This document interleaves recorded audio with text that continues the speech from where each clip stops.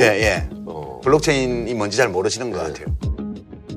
이런 비판에 대해서는 박 교수님 타당하다고 보세요? 블록체인을 얼마나 아는지 모르는지는 관계없이 블록체인은 암호화폐 없이 이것만 발전시킬 수 있느냐. 이게 이제 논점인데 그런 부분이 있어요. 예를 들어서 지금 월마트가 상품의 이력 추적 그걸 쭉 하잖아요. 그러니까 소비자 입장에서 이 상품이 어디서 왔고 어디서 쭉 하는데 예전 같으면 시간이 굉장히 많이 걸렸던 거를 몇 초 만에 그 이력이 소비자가 바로 볼 수 있게 이런 거는 블록체인 기술을 이용한 거거든요. 근데 거기에는 코인이 필요가 없어요. 그렇죠, 그렇죠. 근데 코닥에서 사진. 예를 들어서 사진을 분산장부 방식으로 저장을 해서 서로 이용을 하게 하는 이런 데에는 교환이 이루어지기 때문에 교환이 이루어지는 곳에서는 이 화폐가 뭐든지 필요한 거예요. 그렇죠. 암호화폐가 필요한 그렇죠. 거니까. 도토리로 하면 되죠. 그러니까 도토리 같은 뭐 거. 네. 근데 그 도토리하고는 이건 또 굉장히 달라요. 그러니까 블록체인이 뭔지도 모르면서 암호화폐를 비판한다는 비판은 일부 타당성이 있다. 왜냐하면 아니, 전혀 제가 타당성이 그러니까 없어요.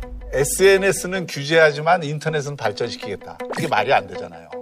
그렇죠. 말이 안 되죠. 그러니까 암호화폐를 완전히 없이도 블록체인을 발전시킬 수 있다. 이거는 꼭 맞는 얘기가 아니라고. 아니요. 네. 저는 이제 그렇게 안 보는데 전혀 몰라도 돼요. 예컨대 우리가 17세기 네덜란드의 튤립 투기를 분석할 때 식물학을 알아야 돼요. 튤립이 몇 년생 뿌리 식물인지, 언제 꽃을 피우는지, 겨울에 안 얼어 죽는 이유가 뭔지가 알아야 돼요. 그다음에 우리가 무슨 부동산 투기를 다룰 때 지질학이나 건축학을 알아야 돼요? 아니잖아요. 비트코인은 상품이에요, 지금. 근데 우리가 비트코인 거래를 둘러싸고 벌어지는 이 광풍을 분석하는데 블록체인 기술이 뭔지를 공학적으로 알아야 되냐고요. 아니 그거를 분리 불가능한 알면 물론 거라니까. 나쁠 건 없겠죠. 분리 불가능한 아니, 거는 분리하고. 지금 기술을 빙자해서 대중들을 현혹하고 있다고 봐요. 그거 블록체인 기술이 뭔지 하나도 몰라도요. 얼마든지 분석할 수 있어요. 이 광풍을. 예, 그러니까 뭐 암호화폐 열풍을. 이거 가만히 보세요. 지금 기술 문제 있잖아요. 두 가지 경우가 있어요. 블록체인과 암호화폐를 분리할 수 있다, 없다.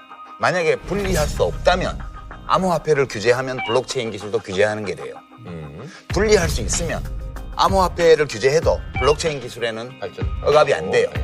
근데 이 문제를 둘러싸고 전문가들이 나와서 분리할 수 있다는 주장을 하기도 하고 어떤 분들 나와서 분리가 안 된다는 주장도 해요. 똑같은 공학자들이에요. 근데 저는 어떻게 보냐면 답은 같아요. 분리할 수 있든 없든 규제해야 돼요. 왜냐하면 만약 이 블록체인 기술을 암호화폐와 분리할 수 없다면 이 블록체인 기술은 독점적으로 암호화폐에만 쓰일 수 있는 기술이에요. 근데 이 암호화폐는 사회적 기능이 없어요. 투기는 광풍처럼 번지고 있어요. 당연히 이거는 없애야죠. 이 기능 말고 아무것도 없다면 우리가 암호화폐가 필요 없다면 이 기술도 필요 없어요. 만약 분리할 수 있다는 전제가 있을 때 이 기술이 필요하다면 블록체인 기술을 우리가 진흥해야 되는데 지금 정통부 국장은 진흥하겠다는 거잖아요.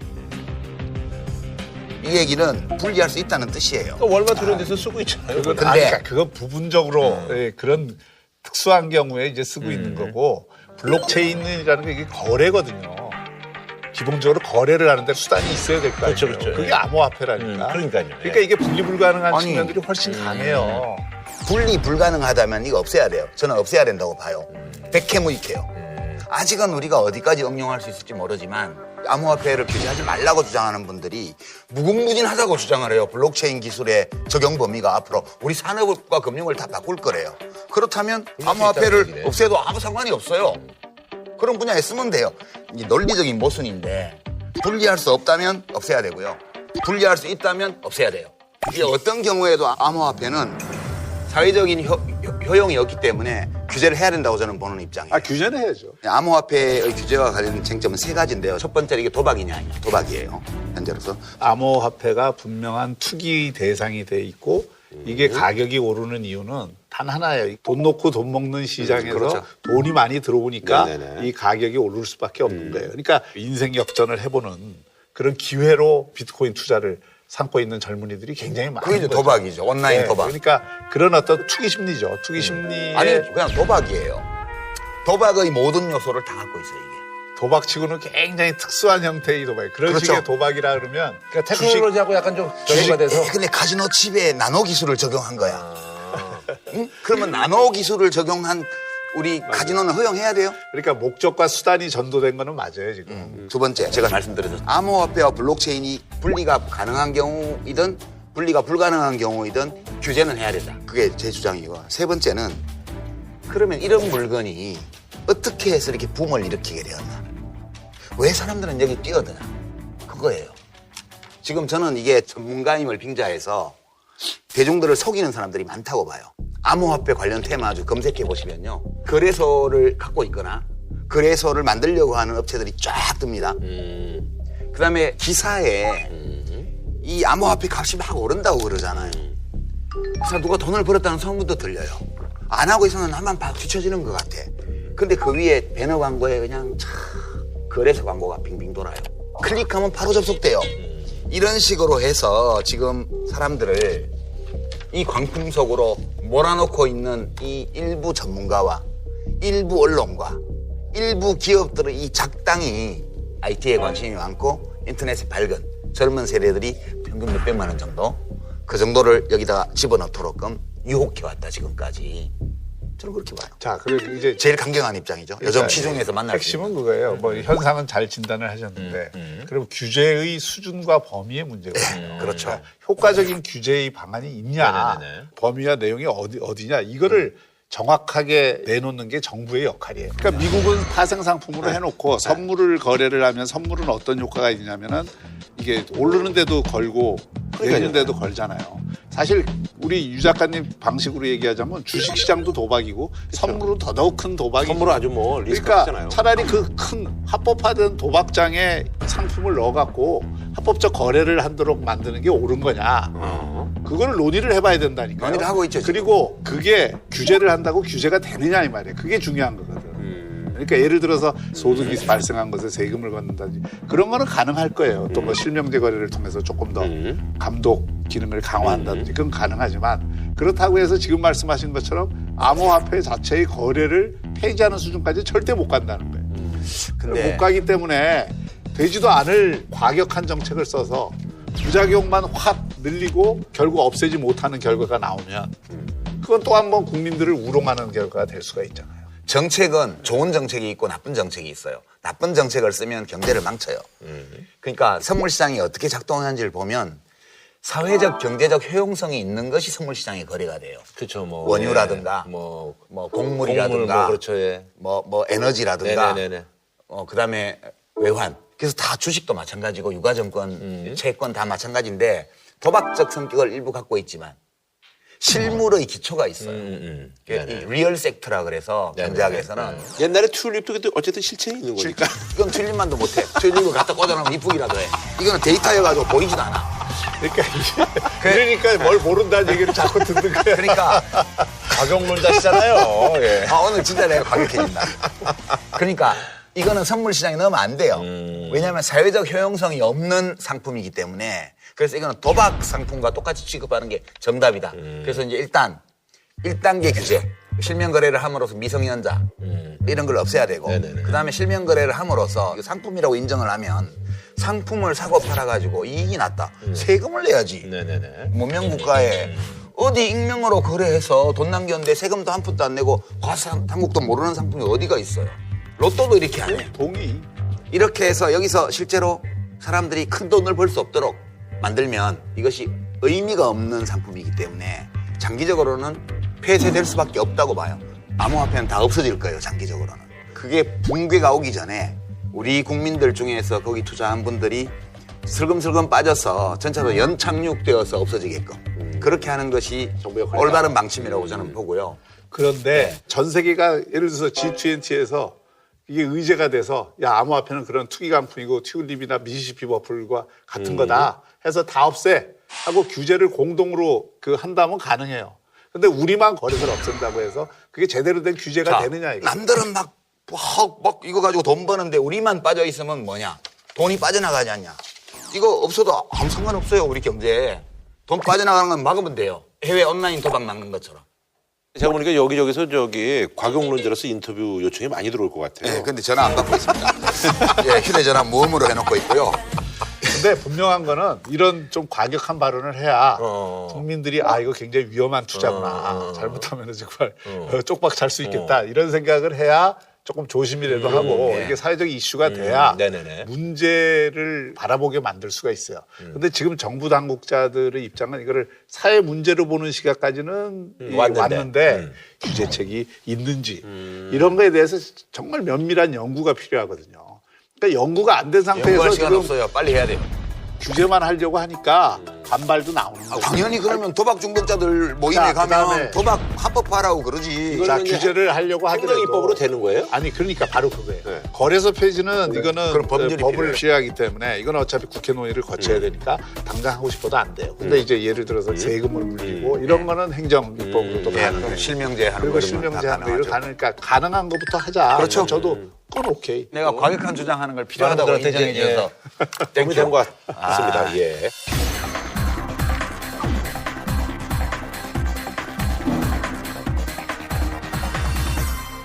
한 줄로 평좀 부탁드리겠습니다. 예. 잘못된 치료는 병보다 더 나쁘다. 치료법을 모를 때 일단 대정요법으로 응급처방부터라도 해야 된다. 네. 네, 2018년 새해를 맞아서 아무도 얘기하지 않는 국회 뒷얘기를 현역 국회의원분들과 함께 얘기해 보도록 하겠습니다. 사자회담 아모레 파티. 예, 오늘 세 번째 시간입니다. 자, 자유한국당 우리 장기현 의원님 그리고 하태경 의원님 바른정당입니다. 예, 네, 두분 나와주셨고요. 예, 멤버에 좀 변동이 있습니다. 예, 뉴페이스 두 분을 소개하도록 하겠습니다. 정말 대단합니다. 예, 수도권에서 요즘 같은 때 내리사선입니다. 예. 그런데 말이죠. 사선이라고 해서 환성에 젖었다고 생각하면 오산입니다. 예. 경기도 오산의 더불어민주당 예. 안민석 의원님 모셨습니다. 예, 반갑습니다. 아, 예. 우리 차기 민주당 원내대표. 아니 사선이 여기 초재선 노는데 오셔가지고 좀 민망하게. 아니 중진급들이 출연한다고 그래서 나름 또 입담은 좀 누구냐 좀- 그러니까 네. 그건 오시면은 알 거라고 그러더라고요. 근데 초재선들이 민망하시죠? 반면에 저는 뭐 초선 같은 사선이니까 아, 네네. 그러니까 그런 마음을 20대, 갖고 싶으면 되죠, 20대 뭐. 국회에 예. 와서 처음으로 지금 존재감이 드러나는 거잖아요. 사선하시면서 전 진짜로 아니 많이들 크셨네. 네네. 아, 장난이 아니십니다. 예. 자, 이분은요, 풍기를 보수는 다선이고요. 현실은 20대 초선입니다. 예. 정말 상큼하고, 예. 당의 중진도 아닙니다. 중요한 역할을 맡고 있지다. 스카 요정으로 불리고 있습니다. 광주 북부 갑에 국민의당 김경진 의원님 나오셨습니다. 예, 반갑습니다. 제가 오기 전에 엘리베이터에서 네네네. 김현을 오랜만에 만났어요. 그래서 제가 그 집 요즘 어때? 그러니까 고개 푹 숙이면서 형님 쫄딱 망했습니다. 아니 원내대변인이시잖아요. 네. 원내대변인 두 분이시죠. 두 분이야. 이렇게 메시지가 틀려요? 망하기 직전이야. 그만해. 뭘 물어봐.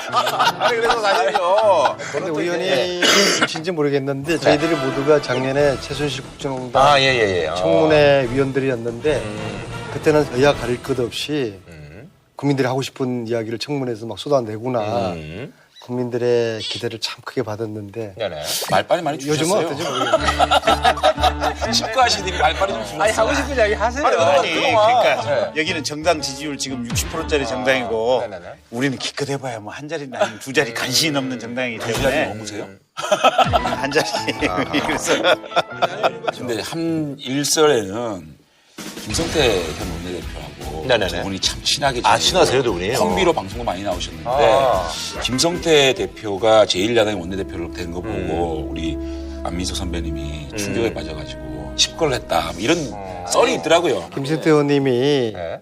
한국당에 있다가 이제 바른정당 만들어 갔잖아요. 그래서 다시 이제 또 한국당 돌아왔잖아요. 그래서 제가 박치라고 놀렸단 말이에요. 근데 원내대표 되는 걸 보고서 꺼진 불도 다시 보자. 박치가 아니라 불사조다 이분은. 그래서 저는 상당히 충격에 빠졌죠. 불사조 한 분 더 계시잖아요. 요거는 우리 불사조, 대표, 불사조 제가 한 분 더 계십니다. 저는 이 자리를 빌어서 네. 김성태 원내대표님과 저 홍 뭡니까 국민들 즐겁게 해주시는 죽지 않으셨네. 존재감이 별로 없어서 이름 홍 기억 안 대표 두 나시죠? 분께 감사드리고 싶어요. 어떻게 저렇게 정치를 하면서 헛발질들을 하시나. 우리는 그냥 가만히 있어도 지지도가 그냥 계속 고공으로 유지를 하고 이해가 있어요. 안 되는 게 사실 꼭 좀 전해주세요. 할때 감사하다고. 사실상 민주당 부르지 말고 네. 청와대 네. 정무수석 뭐 민정수석 부르는 게 맞아요. 왜요? 민주당이 존재감이 하나도 없잖아요. 민주당 패싱이에요. 청와대 정치가 다 하고. 홍준표 대표님, 김성태 원내대표님 존재감 있어서 참 좋겠습니다. 아니, 그러니까 민주당 존재하면서 어떻게 해요? 아, 이렇게 싸우니까 정치 불신이 심화되는 겁니다. 제 오늘도 조용하시네요. 워낙 뭐 신경 쓰고 많으셔가지고. 우리 할 말이 없어요. 아니, 그래서 우리가 통합해가지고 야당 교체하겠다는 건데요. 좀 도와주세요. 자, 이제 저희가 사실 이제 그 지난번만 하더라도 주제 토크 있었잖아요. 다스와 관련돼서. 근데 이제 저희가 이제 다스 범인은 밝혀졌습니다. 그래요? 다스 범인은 밝혀졌습니다. 그래요? 이거 위험한 발언 이거 편집해야 돼. 이거 편집해야 아니, 근데 이거까지만 얘기해도 지난, 되잖아요. 지난 방송에서 형님이 넘어갑시다. 저한테 다스가 누구 겁니까? 저한테 물어봤잖아요. 제가 가만히 생각해보니까 내 거는 진짜 아니거든. 내 거는 아닌데 자꾸 나한테 물어봐요. 다스가 내 거면 내가 이러고 있습니까? 친하신 것 같아서 제가 여쭤봤어요. 아니, 그래서 저희가 아주 스피디하게 해가지고 남의당 소식 이제 들어가도록 할 텐데 이제 두 분이 사실 이제 통합 이슈에 대해서는 뜻이 다르지만 김경진 하태경 의원님께서 남의당 소식은 함께 꼽아주셨어요. 우리 짠 거 아닙니다. 예, 그러니까요. 그래서 홍준표 대표 대구 당협위원장 신청 요거를 이제 선정을 해주셨네요.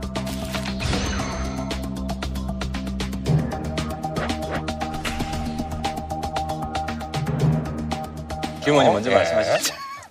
좀 웃기잖아요. 제가 추임 좀 뵙겠습니다.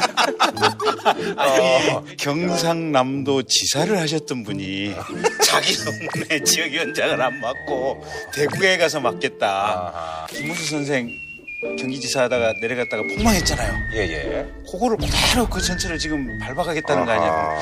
아니 선대의 선인이 망했던 길을 그대로 현재의 대표가 따라간다? 야 나빠도 이렇게 나쁠 수 없다. 근데 제가 추가로 사실 전 최고위원회 때도 공개 발언을 했습니다. 홍준표 대표님한테 감사의 말씀을 제가 전했어요. 왜냐하면 어느 지역을 정하는가가 그 대표가 이끌고자 하는 방향인데 그렇죠. 예, 맞습니다. 수도권 포기해 주셔서 정말 감사합니다. 그렇다고 수도권 바른정당이 먹나? 그다음에 좀 이따 그리고 두 번째는 네. PK도 사실상 포기한 겁니다. 왜냐하면 대구에서부터 동남풍이 분다고 했거든요. 예. 동남풍은 동남 쪽에서 불어가는 그렇죠. 겁니다. 예, 예. 대구의 출발점으로 해서 동남풍이 불면 대구 밑에 PK는 바람을 안 불어넣겠다. 이 뜻이기 때문에 네네네. 그냥 계속 대구에 있어 주십시오. 아하. 저는 그런 측면에서 드렸고 당 대표라고 하는 것은 당의 리더 아니에요. 네네네. 전쟁터에서 칼을 들고 맨 앞장서서 나를 따라라 네네네. 이렇게 해야 되는 거 아니에요. 근데 홍준표 대표 지금 이 행보는 뭐냐면 제일 후방에서 우리 싸워봐야 지니까 그냥 어떻게 좀 나라도 좀 살게 니들이 좀 목숨 거쳐서 나를 지켜봐라 지금 이 메시지거든요. 그러니 선수로 뛸 장수들, 병졸들이 신이 나겠어요?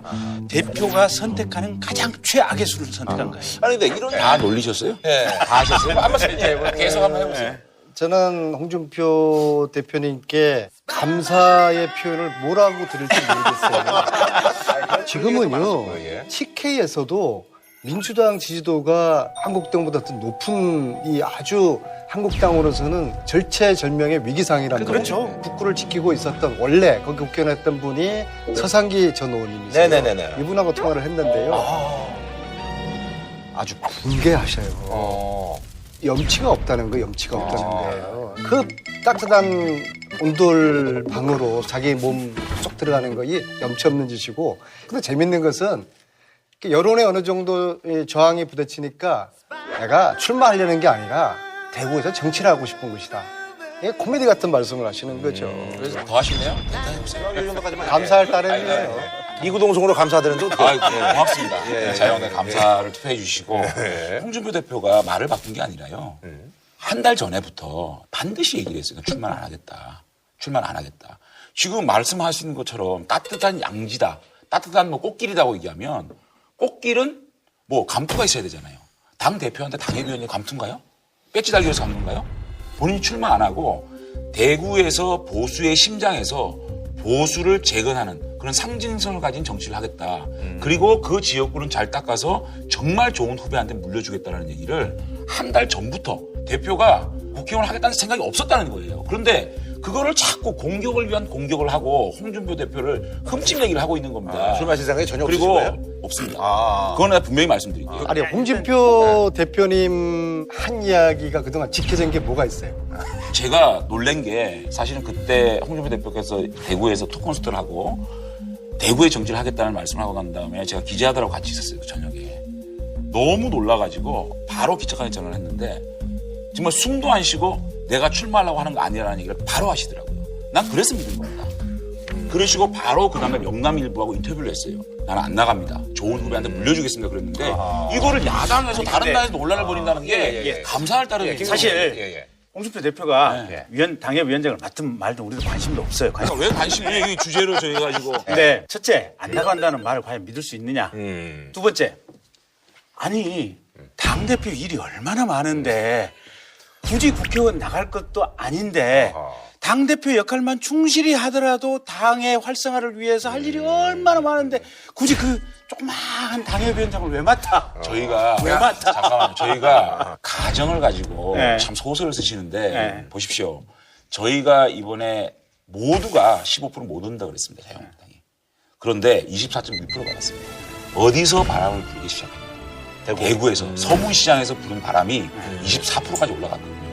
안철수 후보가 3위를 했습니다. 그게 보수의 심장을 건드렸기 때문에 그런 거거든요. 자, 당협위원장을 하게 되면 가끔씩 대구를 내려가게 됩니다. 그분들의 민심과 그분들의 말씀을 청취할 수가 있습니다.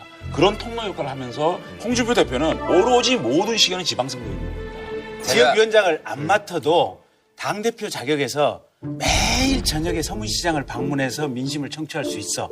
왜 굳이 당협위원장을 왜 맡아? 안 맡고도 계속 열심히 가서 사람들 접촉하고 민심 투어를 하는데 김경진 의원의 정무적 판단이고 우리 당의 정무적 판단은 야당원들끼리 싸우는 거 들으니까 좋네요. 여기가 이래요. 보기 좋네. 그 판단 야당들끼리 계속 싸우세요. 나올 것이라고 가정에서 비판하는 거예요. 알겠습니다. 저 한마디 김경진 의원 충분히 전달이 쓰세요, 됐습니다. 책. 충분히 전달이 됐습니다. 제가 안타까운 거는 한국당에 쓴소리하는 유일한 의원이 장제원 의원이었어요. 홍 대표한테도 쓴소리 했었어요. 처음에 다른 당에서 넘어갔을 때 제가 찌푸리고 보고 있다가 또 한번 역할 하시더라고요. 근데 최근에 완전히 없어졌어요. 전 이게 한국당에 도움이 안 된다, 솔직히. 그리고 불출마 약속 지킬 거라고 봅니다. 보는데 당협위원장 간 것 자체부터가 저희는 감사하지만 동료 정치인, 선배 정치인으로서 좀 멋있진 않죠. 홍준표 당협위원장의 본질은 네네. 당을 사당화하는 거예요. 그러니까 소위 말해서 엿장수 마음대로 당을 운영하는 거예요. 아무리 우리가 여의도 정치가 불신받고 욕망다 할지라도 지켜야 될 기본적인 선이 있잖아요. 그죠? 홍준표 사당화를 얘기하시는데 홍준표 대표가 들어와가지고 당협위원장을 불가를 했습니다. 네네네. 그런데 사실상 현역 의원까지 당협위원장을 바꿨을 때 엄청난 폭풍이 있을 수밖에 없었는데 그게 없었거든요. 왜?